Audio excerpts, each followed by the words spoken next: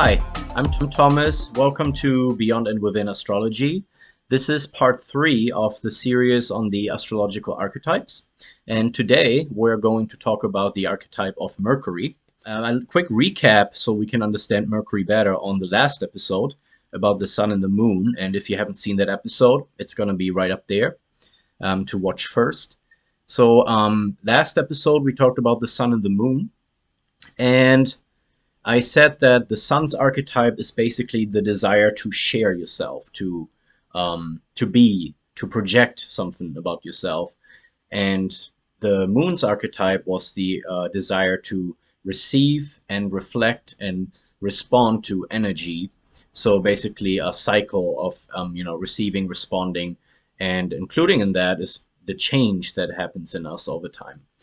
So to understand this a little bit deeper, you can say that the sun archetype is a very personal, like, experience of just being and yeah, the experience of being alive, of existing basically, and of sharing that with the world around you.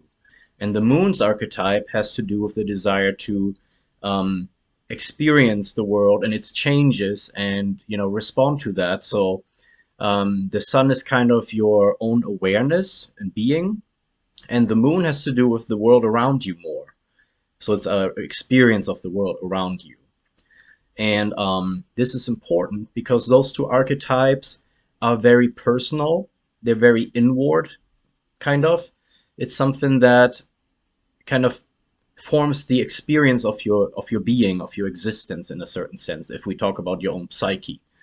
And if we talk about the universe itself, how it wants to manifest itself, wants to exist, if we want to talk that way, how the archetypes are these fundamental energies of the universe that create reality, then the sun would be the universe just being and existing and coming, talk Big Bang or whatever, like just existing, giving life, giving existence, and sharing of itself. And the moon would be all the changes that we experience in the universe and all these cycles and processes that we are part of and that we can witness in the universe and in nature.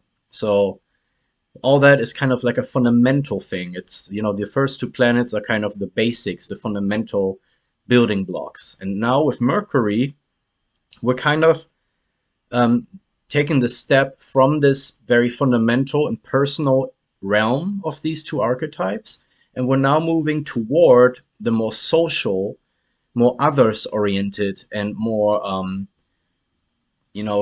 interpersonal, I would say, or more human, in a sense, archetypes that we're going into. But Mercury is the link between the more personal realm, the more fundamental aspects of the universe and of your own psyche, and the outside and personal or interpersonal aspects of your psyche and of the universe. So Mercury really, in astrology, doesn't have like a gender. Mercury doesn't really have its own mode necessarily. It kind of adapts to whatever is needed at the moment, and it's kind of the messenger, the exchanger, the link between things, and doesn't have its own like essence necessarily. It's always a connection. Mercury is always a connector. So in this case, Mercury connects the inside world with the outside world, the inside person with the outside person, the universe on the inside, our inner universe with the outer universe and others and everything. So basically, that's how you can understand the archetype behind Mercury is a link. It's a connector. It's a exchanger of information, so like taking information from one place and carrying it to the next.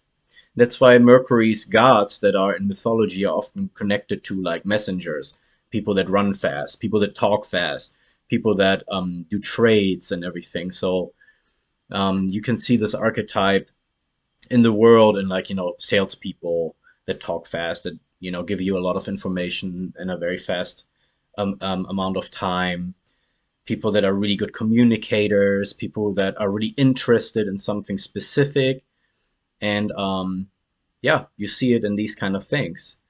So Mercury is the communicator, And Mercury is one of the fastest moving planets.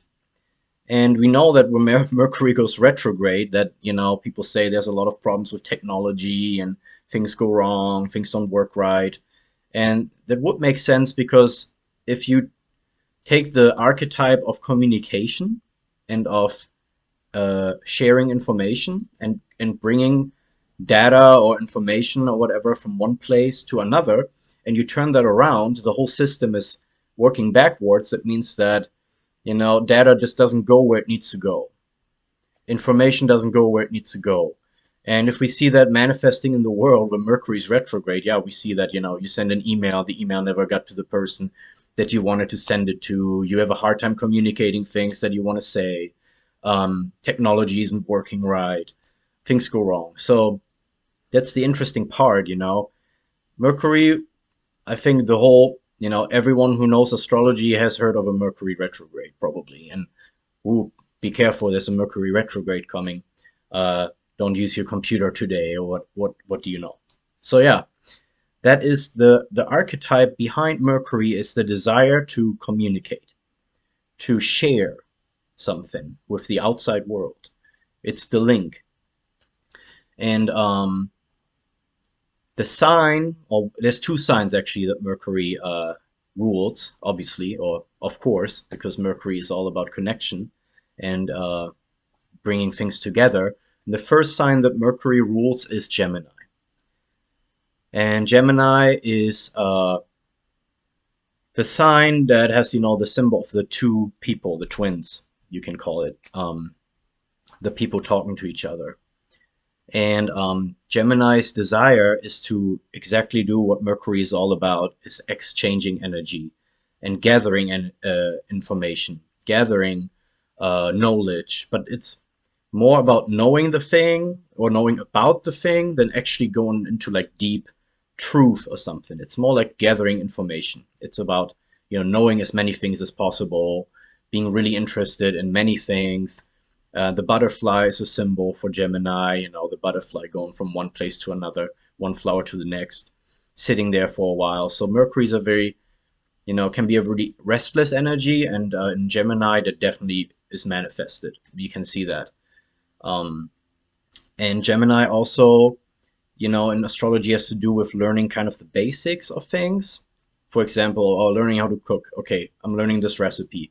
That's Gemini energy. That's Mercury. Like, I'm learning this recipe. Here's the things that I need to know. I put them together. I make this recipe.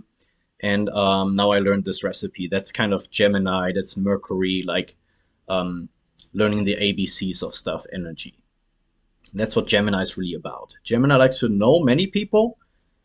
And because Gemini likes to just know things and gather new information and everything. Yeah, and the next sign that Mercury rules is Virgo. And we talked about Virgo in the last episode a little bit. But Virgo, basically, the desire behind Virgo is to take what's there, take the information that's present, be it physical information, like in the environment, be it like things that people have made, things that people say, the way people present certain things and all that. So has to do with more real things because it's an earth sign, where Gemini is an air sign. It's more about information and social things. Virgo is an earth sign, so it has more to do with real things that are really there, like you can touch, and information like that.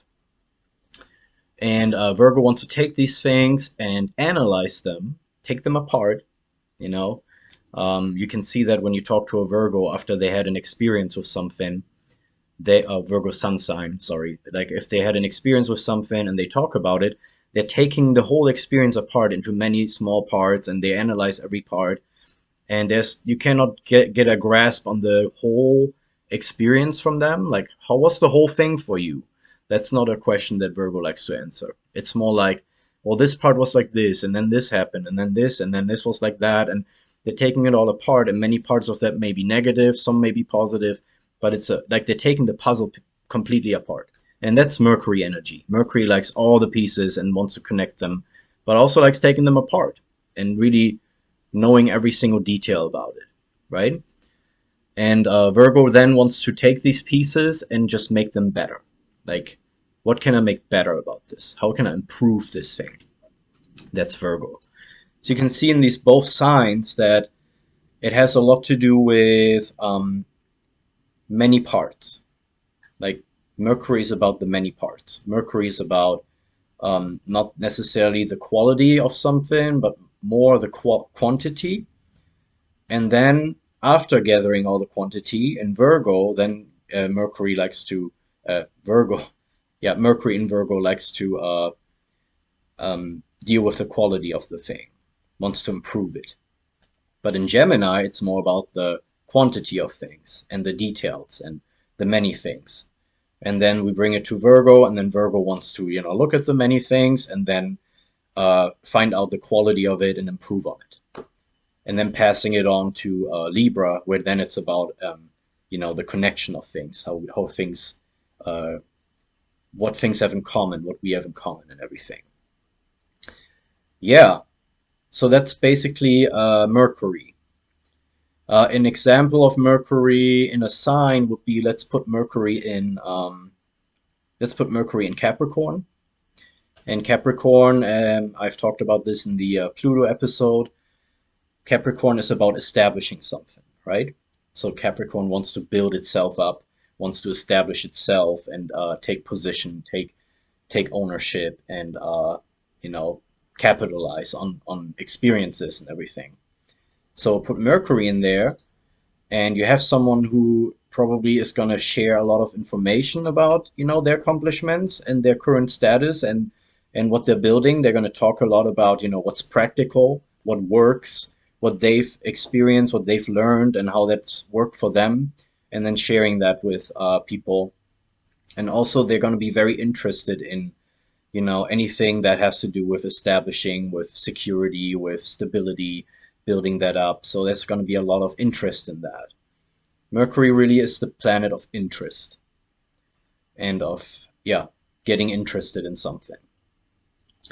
Yeah, so that would be Mercury.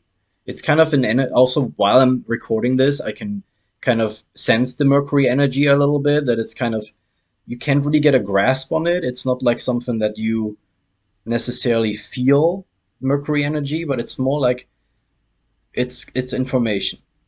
It's data. It's communication stuff. So it's not a feeling necessarily where, the moon, you can kind of feel the moon energy in the world. When things happen and cycles happen, you can feel them. You're in tune with that.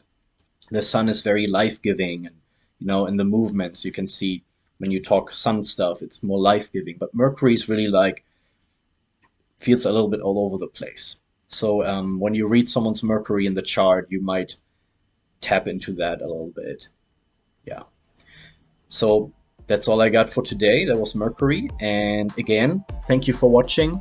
If you want to subscribe, please hit the subscribe button.